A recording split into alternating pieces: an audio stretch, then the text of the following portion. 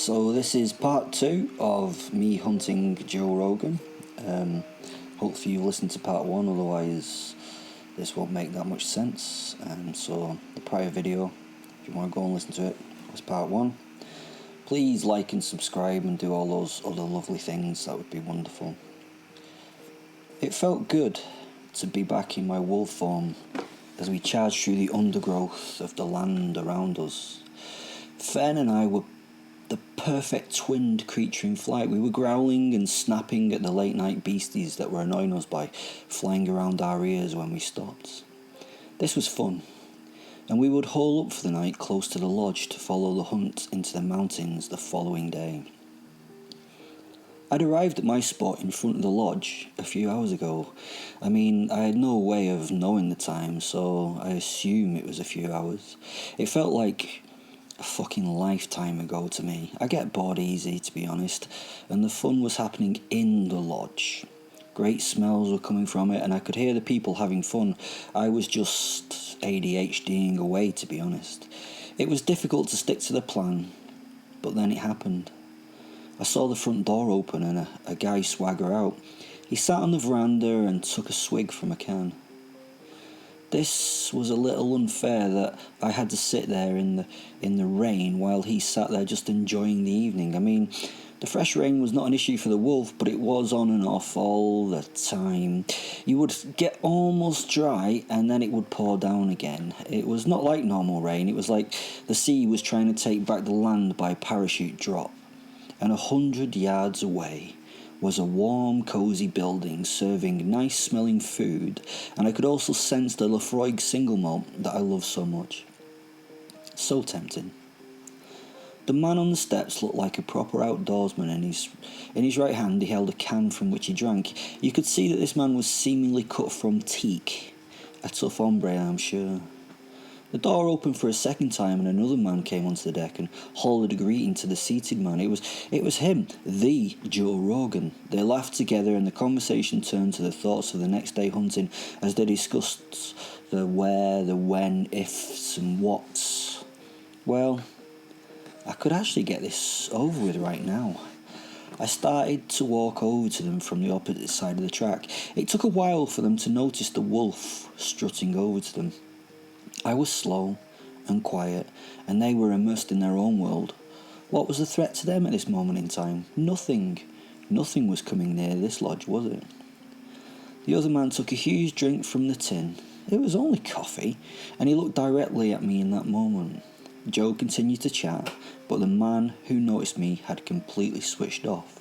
As I got closer, I recognised him. It was that Cam guy, Joe's friend, the one who runs for fun.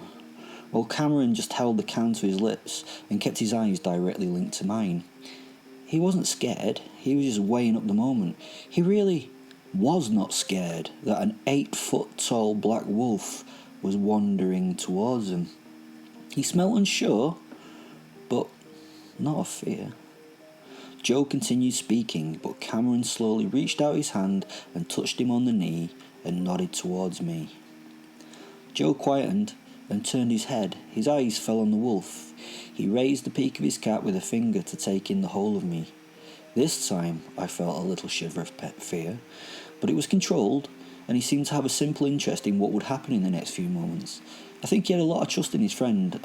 Cam is supposed to be the expert in these things.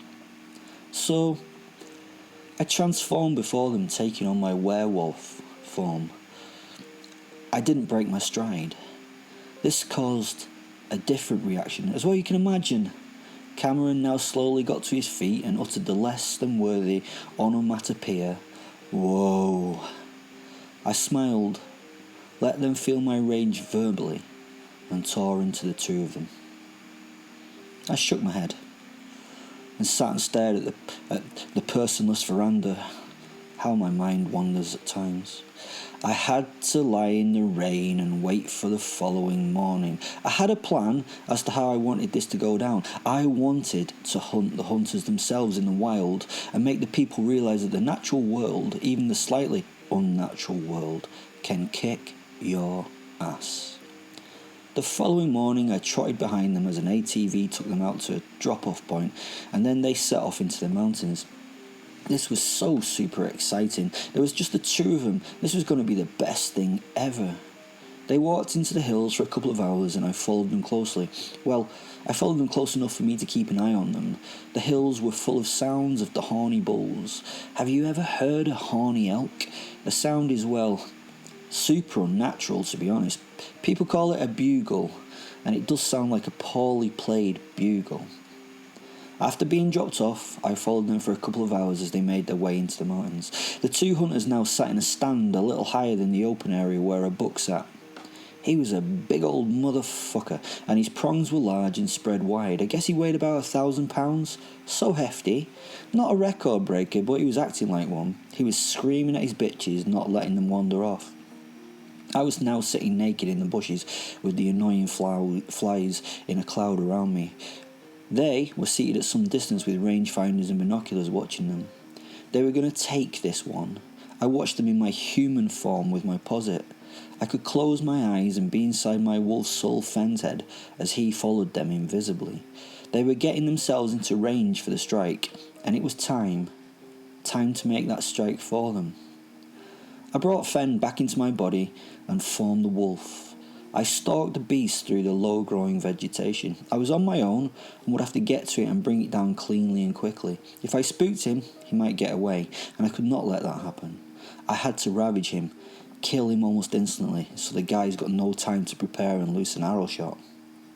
I sneaked forward on my belly until I was in the distance for a quick sprint. I waited for a moment before I could make my run. It was a bit unfair hunting these creatures at this time of year because their single-mindedness for fucking. They are not paying attention, that much needed attention to danger. They just need to copulate. I tore into the beast at high speed, knowing that only 50 yards away the hunters were watching the big buck. It did not see me coming and had no time to react to me as I tore out of the bushes and seized the creature by the throat and brought it to the ground in one sweep of a movement. As I grabbed it, it turned and screamed its disapproval at my attack. As soon as I had hit the creature, I knew I'd torn through its carotid arteries. I could feel the blood pour into my mouth, and I felt the warmth of it run onto my tongue. It did not realise that it was dead yet, but I knew it. I could taste the life leaving the creature as its blood ran down my throat, and it felt great. Somehow the beast managed to regain its feet as it staggered and fought for its life against my onslaught. I was a little shocked that it had managed to get up, but it had. I circled it now, and it, as though drunk, tried to keep its rack between myself and it. It was failing. The blood was no longer pouring from the gouge down the side of the creature's neck. As it fell to its knees, I wandered over and wrenched it to the floor once more, then fully tore out its throat. It lay on its side now and slowly jerked until death took it. Jesus, the hormones in these things keeps them going until the end. I wish I could have seen the reaction of the hunters to this one-sided battle. Firstly, because there are no wolves in Utah, so the fact that they had just seen a wolf take down a bull elk would have been somewhat of a shock. Secondly, I am fecking huge. I mean, massive and out there. It must have been somewhat of a moment. When the stag was dead, I raised my head and hackles and came to my full height. I'm some 8 feet tall from front foot to the tip of my ear. I looked directly at the site they currently held. I knew I was in range. I also knew they really could not hurt me with fucking bows and arrows. To finalise the dramatic piece, I dragged the 1,000-pound beast into the bushes very quickly and was out of their sight. At this point, you have to ask yourself, what is more worrying than the sight of a giant fuck-off wolf a few yards away? The answer to that is when the giant fuck-off wolf suddenly disappears into the landscape and you have no idea where it is. Sadly, I have to say, they did not seem to panic or freak out. They were super calm after seeing my destruction of a fully grown buck by a creature like me. They knew what they were doing to hunt the buck. They were downwind of me, so I couldn't smell them, but I could hear them. They were scared and excited in equal measures and started to move quietly away from the problem. This was super impressive. They weren't even running, they were just walking with careful, quiet purpose. I could hear the movement of vegetation as they went, but That was the only thing I could hear. I genuinely could not see them. They had obviously dropped the orange twat hats that they were wearing for some reason. It must be so that other hunters don't confuse them for trees and bushes. Seems weird to me to be in full camo with a bright orange hat on though. I moved at the same rate of the pair of them. I hunted head down, sniffing the ground and slowly taking the weight on the huge paws almost soundlessly. The problem with me stalking through bushes is that I am a bit huge, so I do have to push my way through the stuff and make some noise. I slowly closed the distance between myself and them. The annoying thing was that these guys were good, and I could still not see them. That was a bit worrying. I mean, I'd been taught by special forces how to do this shit, and they were doing it better than me at this point. I got to the spot where they had been and where they'd watched me from and seen me take down the buck. They had done something at this site in one heck of a rush. They had removed a lot of their kit and placed it high up in a tree. It was clever, and I appreciated their work to hide the stuff, but I found it. I reached up and removed it and inhaled the scent deeply. The smells were very telling. A little sweat, a little fly repellent. It would now be easy to track them as I could smell and freely follow them. They thought that I was a stupid wild animal with only an animal's feral cunning to do the work of finding them. That was not the case. They were trying to outwit me. They were going against me. They could not outwit me. I started again on the trail. They were being a little too careful and had lost their way as they made progress through the woods. They had veered so far off the line that they wished to follow that they were almost heading back to the spot where I had initially seen them. Then it came. My own ego had trapped me. They had managed to loop around and take a stand by a large group of trees, giving a superb open view of the spot where I was now standing. They were not hunting deer now, but hunting wolf. The cheeky fuckers. I heard a short whistle and then felt something thud into my hindquarters with a bloom of pain. I span to find the place where the arrow was fired from. They had set this up. As I did this, I opened my chest to them, and another shot buried itself in my throat. The pain was intense, and a quick lesson in not underestimating these creatures. They had concluded that they could not escape me, but if they managed to land arrows in my hind, that I may slow down. The first shot had been perfectly timed. It would have been a perfect lung shot if I'd not reacted to the whistle and turned. If I'd been a normal wolf, it would have not been long before I'd fallen. The second shot was perfectly timed too, and at a challenging target. They had not relied on the lung shot. They knew better and hit me with the next arrow in the throat. It was a hell of a shot, if they'd been aiming at the target, that is. I could not move correctly. My hind leg would not work properly as the muscle that the arrow was sunk in was unable to work around the tip and the shaft of the arrow. My throat was pierced and I saw my blood lance from the wound. They had hit an artery and I might fail quickly with the loss of blood. I would have to remove the shaft and head before I could heal the wound. Who knew that arrows would be particularly good weapons against werewolves? I dropped and crawled my way into a scree of scrub, and another arrow buried itself in my rump, and yet another missed by a few inches. What the fuck was happening here? I shouldn't be in this much trouble, should I? They were fucking arrows. Fern sat in the back of my mind and brought me back into the here and now. He had to do so to deal with my injuries. Be ready, he flashed into my mind. We changed to human. My posit sat over my prone body for a moment before telling me what to do next.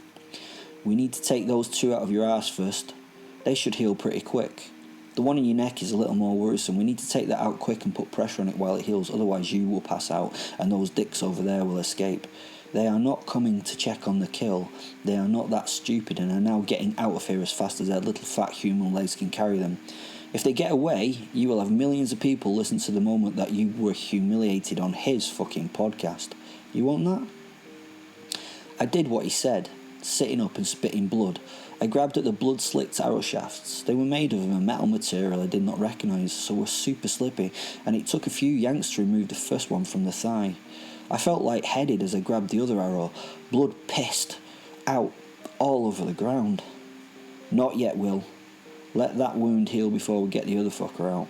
The one in the throat is already being pushed out, so it'll be easier to leave it a little longer before we remove it wholly. You are a mess, mate.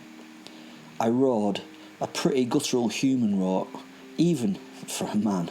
These men were not going to get the result of this attack. They were now going to get on an entirely switched on killer. There would be no more underestimating these creatures. Now, Will, take out the other shaft. I pulled on the shaft. It was too slick to move. It was like polished metal, super strong, super flexible. I couldn't remove it. What the fuck was going on? Was I floored by an arrow? I had once taken a shot from a Barrett M82 50 caliber in the hip that had smashed me into pieces. I had rebuilt and been okay from that. But my body can easily fix itself. It could rebuild because there was fuck all getting in the way of its healing. Bullets just got pushed out, but this was not happening with these fucking arrows. They were stuck in there like a hippopotamus leech on a hippo's ass. Fen, I can't get it out. I can't get a grip on the fucking thing. Was brought into my head. Well, the only option, Will, then, is to push it through the muscle and out the other side. You are obviously kidding me. That means I have to push it through the thickest part of my leg. I yelled mentally at the poor posit who was trying to help me. There was silence, and then he did what he normally does. He just started laughing, which made me start to laugh in turn. Okay. I slammed my hand down on the knock of the shaft. The arrow tore through the leg and out the other side. Oh my goodness, that stung like fuck. Well, stinging like fuck was a bit of an understatement. It hurt a lot. Those are not the right words to explain in the English language. I now sat watching the wounds slowly seal and heal. Thank fuck for my supernatural, magical healing bollocks. The one in my throat was next. How the fuck was I going to get this one out and not pass out and waste a lot of valuable time? I had to get to these bastards before they managed to get themselves some kind of fucking safety. Otherwise, I would have to do some frontal assault on the fucking lodge before they left. And who knows what kind of firepower they may have in there. I mean, I'd just been humbled by medieval technology. Well, the modern version of medieval technology. Maybe they would kill me with pea shooters and down pillows. I grabbed the shaft of the throated arrow with both hands and pulled as hard as I could. The arrow's shaft bent as my hands crushed it and it slipped from my grip. More blood spewed into the night from the wound. I now really did feel dizzy, and I don't think my body was making blood at the same rate that it was leaving it. I had to get this thing out. Again, I punched it through my neck. It came out the other side of my spine. I had to draw it out so slowly so it did not slip from my grasp. I was now sitting in a huge puddle of blood and not really feeling myself. I started to lose consciousness. Once the arrow was out, I went to blackness. I woke a few minutes later. The arrowhead was on the floor and looked like some kind of medieval torture device. It was a broad head, but about halfway down there was another blade. Well, not a blade, just a piece of triangular metal at like 180 degrees. From the front they looked like a cross, sharp at the tip and wide and dull at the back of the head. No wonder I could not pull these fuckers out. I tell you what, you werewolf hunters, get these things on your fucking list of weapons to disable a werewolf, because these hunting tips and shafts just did that. I could not have been out for long because the blood I lay in had only just started to thicken. I rose as my wolf once more and shook myself to try and clear my sight and thoughts. Then I did what I knew would create the most fear in these running men. I roared the loudest and most grating rage into the night. This would hit those parts of the monkey's prey strands of DNA and cause the ultimate fear in them. I hoped. Now I turned and followed. I ran into the night on the scent and did not care about the noise I created. I focused on my environment. There would be no more chances of traps. I was now the hunter, and I would be doing the trapping. Thanks for listening. Part 3 will be out soon. Love you.